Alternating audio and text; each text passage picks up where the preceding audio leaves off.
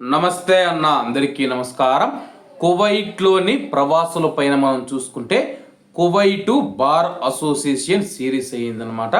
కువైట్లో ఇటీవల కాలంలో సోషల్ మీడియాలో కొన్ని వీడియోల పైన అభ్యంతరం వ్యక్తం చేసింది.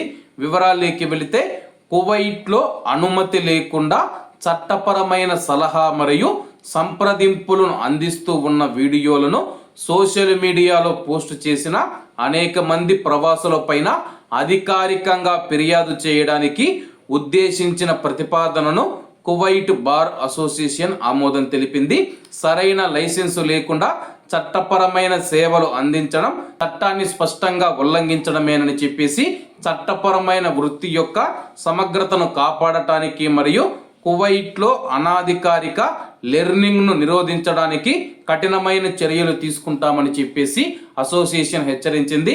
ప్రస్తుతం సోషల్ మీడియాలో మనం చూసుకుంటే ప్రవాసులకు ఏదైనా కానీ చట్టపరమైన సమస్యలు ఉంటే వాటికి సంబంధించి పలానా చోటికి వెళ్ళి ఇలా చేసుకోండి అలా చేసుకోండి అని చెప్పేసి కొంతమంది సోషల్ మీడియా వేదికగా ప్రవాసులు అయితే వీడియోలు పెడుతూ ఉన్నారనమాట.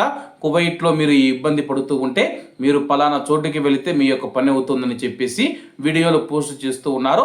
ఆ యొక్క వీడియోల పైన కువైట్ బార్ అసోసియేషన్ లాయర్ల సంఘం మనం చూసుకుంటే కానీ ఆగ్రహం వ్యక్తం చేసింది.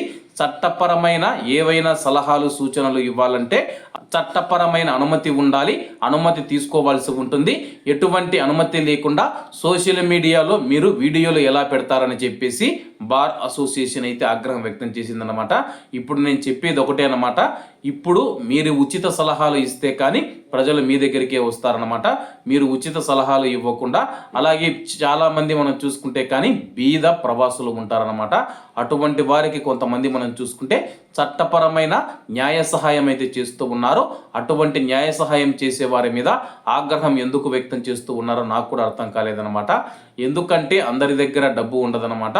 మీరు కూడా బార్ అసోసియేషన్ తరఫున ప్రవాసులకు మేము సలహాలు సూచనలు ఇస్తామని చెప్పేసి ఒక హెల్ప్ లైన్ నెంబర్ను ఏర్పాటు చేస్తే ప్రవాసులంతా మీకే ఫోన్ చేస్తారు.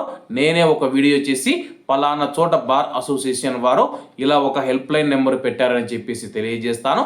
కాబట్టి అందరూ బాగుండాలి, అందులో మనం ఉండాలి. అందరికీ నమస్తే అన్న, జై హింద్.